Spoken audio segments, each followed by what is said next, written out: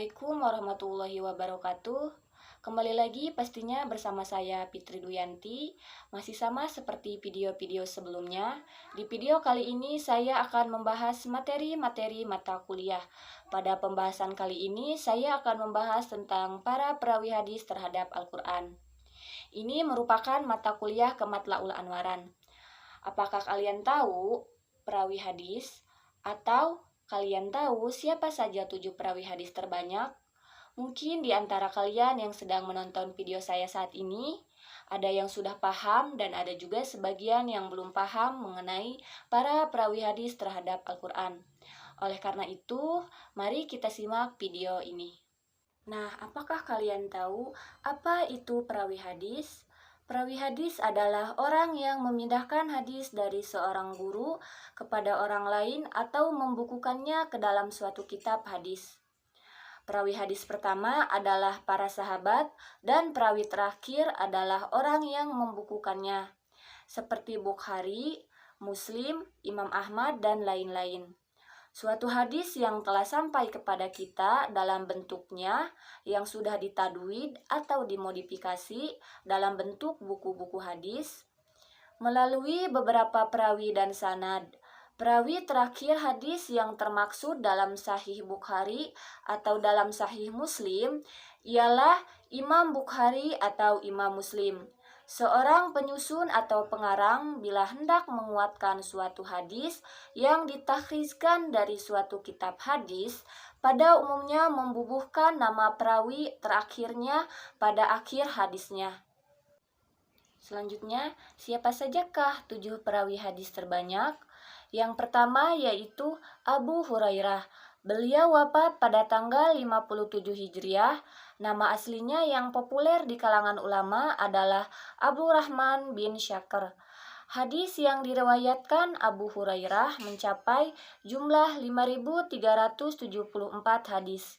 Di balik banyaknya riwayat hadis ini, Abu Hurairah justru baru masuk Islam dan kerap turut serta dalam majelis Nabi sebagai ahlu sufah sejak tahun ke-7 Hijriah. Dalam waktu sekitar 3 tahun, begitu banyak ajaran Nabi yang diriwayatkannya.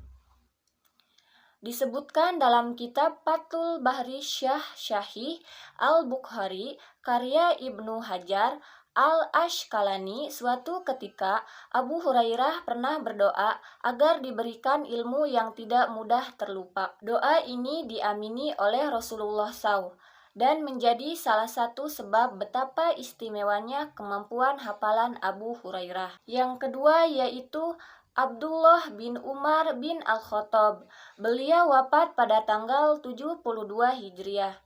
Hadis yang diriwayatkan oleh putra dari Umar bin Al-Khattab ini mencapai 2.630 hadis.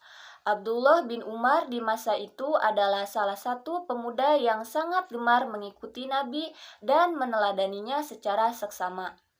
Hal-hal yang dilakukan Nabi dan diketahui Nabi oleh Ibnu Umar pasti diikuti dengan persis, bahkan mulai dari hal-hal terkecil. Yang ketiga yaitu Anas bin Malik.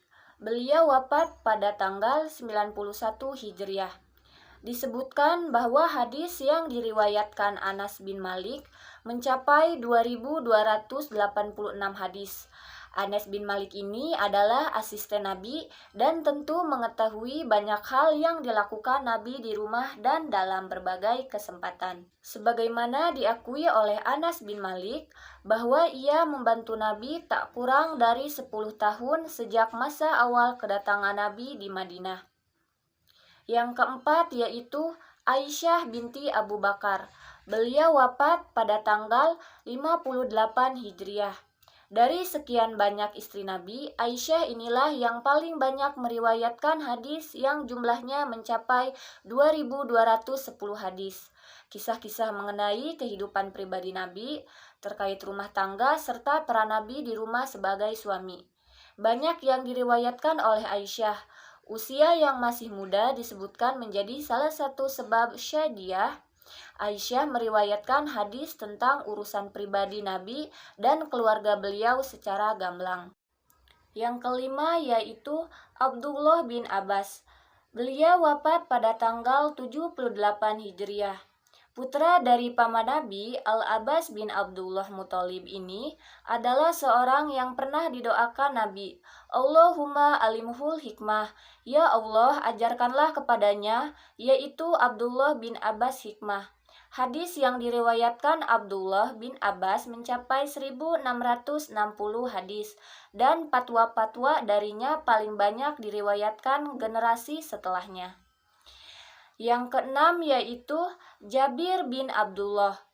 Beliau wafat pada tanggal 78 Hijriah. Hadis yang diriwayatkan oleh Jabir bin Abdullah ini mencapai 1540 hadis. Sosok ini adalah seorang pemuda di masa Ansyar yang bersama bapaknya mengikuti Baiat Aqabah.